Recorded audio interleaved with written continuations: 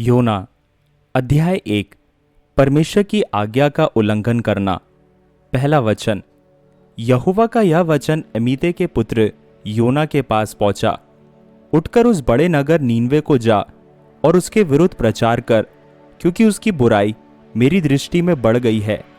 परंतु योना यहोवा के सम्मुख से तरशीश को भाग जाने के लिए उठा और याफा नगर को जाकर तरशीश जाने वाला एक जहाज पाया और भाड़ा देकर उस पर चढ़ गया कि उनके साथ यहोवा के सम्मुख से तरशीश को चला जाए। तब यहोवा ने समुद्र में एक प्रचंड आंधी चलाई और समुद्र में बड़ी आंधी उठी, यहाँ तक कि जहाज टूटने पर था। तब मल्लाह लोग डरकर अपने अपने देवता की दुहाई देने लगे और जहाज में जो व्यापार की सामग्री थी उसे समुद्र में फेंकने लगे कि जहाज हल्का हो जाए। परंतु योना जहाज के निचले भाग में उतरकर सो गया था और गहरी नींद में पड़ा हुआ था। तब मांझी उसके निकट आकर कहने लगा, तू भारी नींद में पड़ा हुआ क्या करता है? उठ, अपने देवता की दुहाई दे। संभव है कि ईश्वर हमारी चिंता करे और हमारा नाश न हो।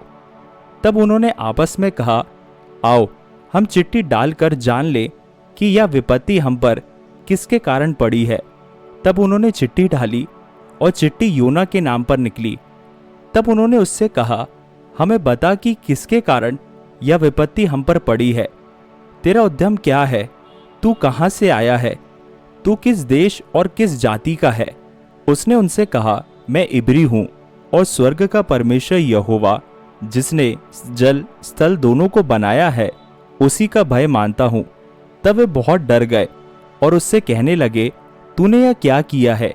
वे जान गए थे कि वह यहोवा के सम्मुख से भाग आया है, क्योंकि उसने आप ही उनको बता दिया था। तब उन्होंने उससे पूछा, हम तेरे साथ क्या करें जिससे समुद्र शांत हो जाए? उस समय समुद्र की लहरें बढ़ती ही जाती थी। उसने उनसे कहा, मुझे उठाकर समुद्र में फेंक दो, तब समुद्र शांत पड़ जाएगा, क्योंकि मैं जानता हूं कि यह भारी आंधी तुम्हारे ऊपर मेरे ही कारण आई है।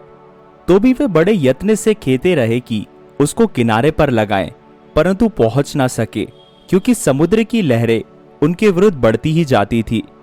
तब उन्होंने यहोवा को पुकारकर कहा, हे यहोवा, हम विनती करते हैं कि इस पुरुष के प्राण के बदले हमारा नाश ना हो और ना हमें निर्दोष की हत्या का दोषी ठहरा, क्योंकि हे यहोवा, जो कुछ तेरी इच्छा थी वही तूने किया है। तब उन्होंने योना को उठाकर समुद्र में फेंक दिया और समुद्र की भयानक लहरें थम गईं। तब उन मनुष्यों ने यहोवा का बहुत ही भय माना और उसको भेंट चढ़ाई और मन्नतें मानी। यहोवा ने एक बड़ा सा मच्छ ठहराया था कि योना को निगल ले, और योना उस महामच्छ के पेट में 3 दिन और 3 रात पड़ा रहा।